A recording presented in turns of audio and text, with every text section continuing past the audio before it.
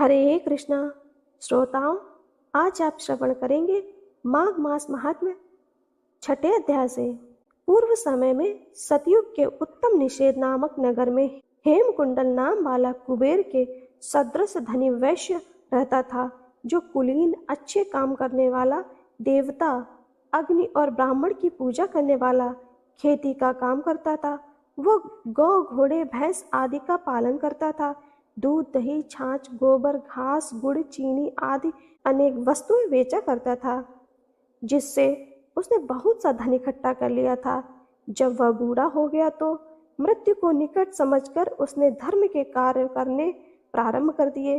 भगवान विष्णु का मंदिर बनवाया, कुआं, तालाब, बावड़ी बनवाई, आम, पीपल आदि वृक्ष तथा सुंदर बाग बगीचे लगवाए। सूर्योदय से लेकर सूर्यास्त तक वह दान करता। गांव के चारों तरफ जल की प्याऊ लगवाई। उसने सारे जन्म भर जितने भी पाप किए थे उनका प्रायश्चित करता था। इस प्रकार उसके 2 पुत्र उत्पन्न हुए, जिसका नाम उसने कुंडल और विकुंडल रखा। जब दोनों लड़के युवावस्था के हुए तो हेमकुंडल वैश्य गृहस्थी का सब कार्य सौंपकर तपस्या के निमित्त वन में चला गया और वहां विष्णु की आराधना में शरीर को सुखाकर अंत में विष्णु लोक को प्राप्त हुआ। उसके दोनों पुत्र लक्ष्मी के मद को प्राप्त होकर बुरे कर्मों में लग गए। वैश्यागामी वीणा और बाजे लेकर वैश्यों के साथ गाते फिरते थे। अच्छे सुंदर वस्त्र पहनकर, सुगंधित तेल आदि लगाकर, भांड और खुशामदियों से घिरे हुए हाथी की सवारी और सुंदर घरों में रहते थे। इस प्रकार ऊपर बोए बीज के सदृश वह अपने धन को बुरे कर्मों में नष्ट करते थे।